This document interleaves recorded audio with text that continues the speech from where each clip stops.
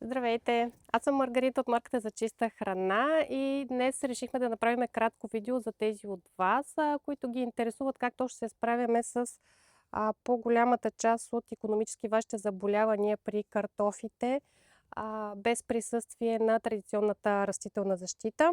С едно уточнение, че при нас в Централна Северна България все още не са така подходящи условията за засяване на картофа отвън в градината.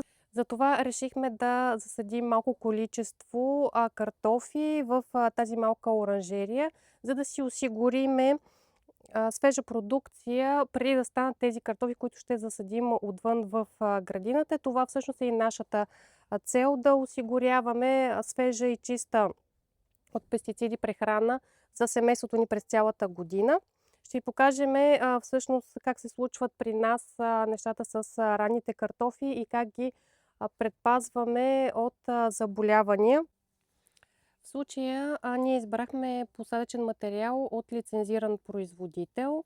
В фракция 35-55 предпочитаме малко по-едрата фракция за ранното производство на картофи, тъй като по-едрите клубени са с по-добра жизнена способност от по-малките.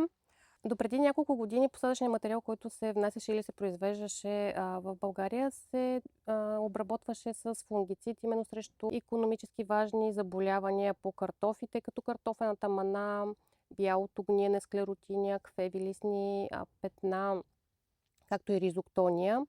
Но от няколко години това е забранено и всъщност това ни накара и да търсим алтернативни методи, чрез изключване на традиционната растителна защита. Видяхме от производители в други държави, че третират посадъчния материал с биофунгицида поливерзум. Някои от тях го правят с сухо третиране, някои с мокро третиране. За нас по-подходящия метод е мокро третиране, тъй като на нас не са ни необходими чак такива големи обеми посадъчен материал.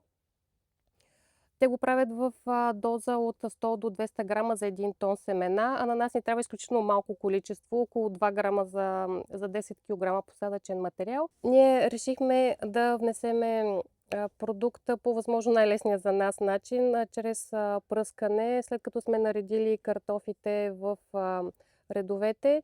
Всъщност Питиум олигандрум, който се съдържа в поливерзум, изключително успешно се изхранва с мицела и спорите на патогени като картофената мана, склеротинията, ризоктонията, и по този начин без натрупване на пестициди и доста ефективно се предпазваме именно от тези заболявания при картофите. За около 10 кг посадъчен материал картофи са ви необходими 2 грама поливерзум. Повече за продукта и кои точно заболявания контролира при кои култури може да намерите в нашата страница за чистахрана.com или да се свържете с нас.